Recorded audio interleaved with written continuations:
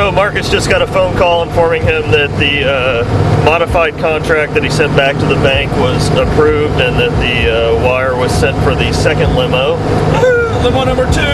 That's right, the H2 I believe it is that correct? Yeah, H2, 39.5-foot long, tandem, axles, two-tone paint, chrome wheels, the works, brand new. And he was going to make a few comments about the contract and the clauses that they had in the contract for the loan to get the vehicle. It seemed kind of odd that the bank put some... Go ahead. First of all, they called it a lease, and it's not a lease, and so I corrected them on that terminology, and they did change the terminology on it a little bit to say that it was a loan. And then they also had some other really strange things in there. Like one is I could not make any modifications to the vehicle. Duh, it's a limo. Another thing was that it was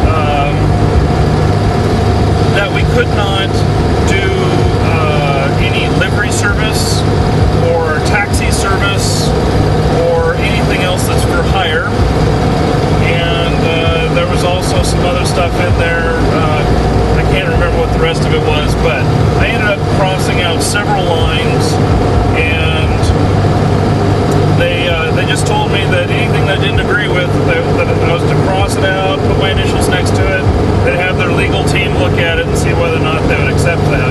I crossed out several line items in one of the areas, and then I crossed out an entire paragraph that talked about that if my tire tread got down below a certain point, that I had to replace the tires, that if I got a scratch that was over 2 inches long, that I had to fix the scratch, and other stuff like that.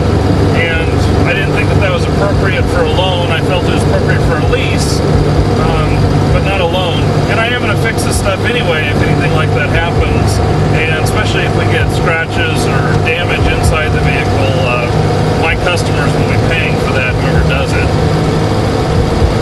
All right, so the good news is you've got the loan and it's all been sent over for the second limo.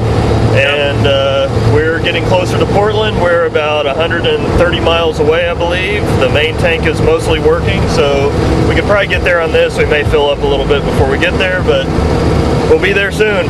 So we will talk to you later.